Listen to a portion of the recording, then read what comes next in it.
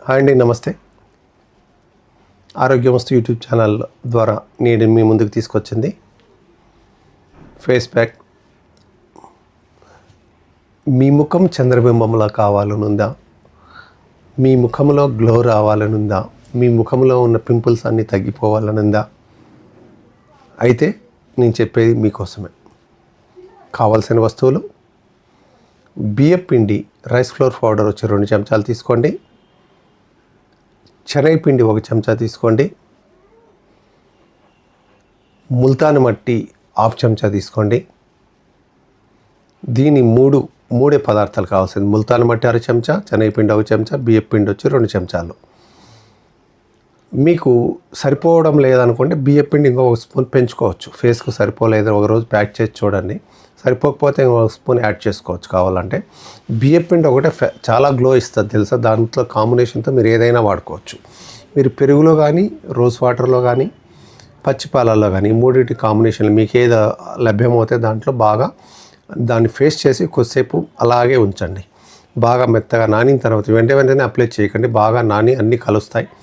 ఒక 10 నిమిషాలు అలాగే ఉంచిన తర్వాత ముఖము ప్యాక్ చేసే ముందు ఏం చేస్తారంటే, ముఖాన్ని శుభ్రంగా వాటర్తో కడుక్కోండి. తుడిచేసుకున్న తర్వాత కొద్దిగా పచ్చి పాలు ఉంటే కనుక తీసుకొని దూదితో కానీ మీరు చేశారంటే మొత్తం మురికంతా వచ్చేస్తుంది, నల్లగా వస్తుంది కాటన్. దూది యొక్క ప్రభావం ఏంటంటే రోమరంధ్రాలు ఓపెన్ చేసి దాంట్లో ఉన్నదంతా కూడా తీసివేస్తుంది. అప్పుడు నేను చెప్పిన ప్యాక్ చేసుకొని ఒక 20 నిమిషాలు మీ ఇంట్లో పని చేసుకుంటా ఉండి ఆఫ్టర్ 20 మినిట్స్ తర్వాత మీరు నార్మల్ వాటర్తో అయినా గోరువెచ్చని నీళ్ళతో ఫేస్ వాష్ చేసుకోవచ్చు. ఇలా క్రమంగా రోజు విడిచి రోజు కానీ ఇలా మీరు కానీ కొద్ది రోజులు వాడుతూ ఉంటే మీరు ఆశ్చర్యపోతారు. మీ ముఖంలో ఎంతో సహజ సౌందర్యమైన అందం అనేది వస్తుంది. మీరు ఫేస్ క్రీమ్లు వాడేదాని వల్ల చర్మరంధ్రాలన్నీ మూసుకుపోతాయి, పింపుల్స్ రావడం జరుగుతుంది. దీనివల్ల ఎలాంటి నేచురల్ అన్నమాట, మన ఇంట్లో ఉన్న పదార్థాలే వాడడం, ఎలాంటి బయట కెమికల్ డైజ్లు ఏమీ లేవు. ఇలాంటివి వాడండి. దీంతోపాటు మీరు ఏం చేస్తారంటే ఫేస్ మసాజ్ చేసుకోండి. బాగా వేళ్ళతో క్లాక్ వైజ్ అంతా బాగా ఫేస్ మసాజ్ చేసేదానివల్ల బ్లడ్ సర్క్యులేషన్ అవుతుంది. బ్లడ్ సర్క్యులేషన్ సహజ సౌందర్యంగా పింపుల్స్ తగ్గుతాయి, రక్త ప్రసరణ జరిగి మంచిగా జరుగుతుంది. ఇది మీరు చేసుకొని మీ యొక్క ఫీడ్బ్యాక్ను తెలియజేయండి. మీకు ఇది కానీ నచ్చితే, మీకు ఈ వీడియో నచ్చితే, మంచిగా ఉండదనిపిస్తుంటే దీన్ని మీ ఫ్రెండ్స్కి కూడా షేర్ చేయండి.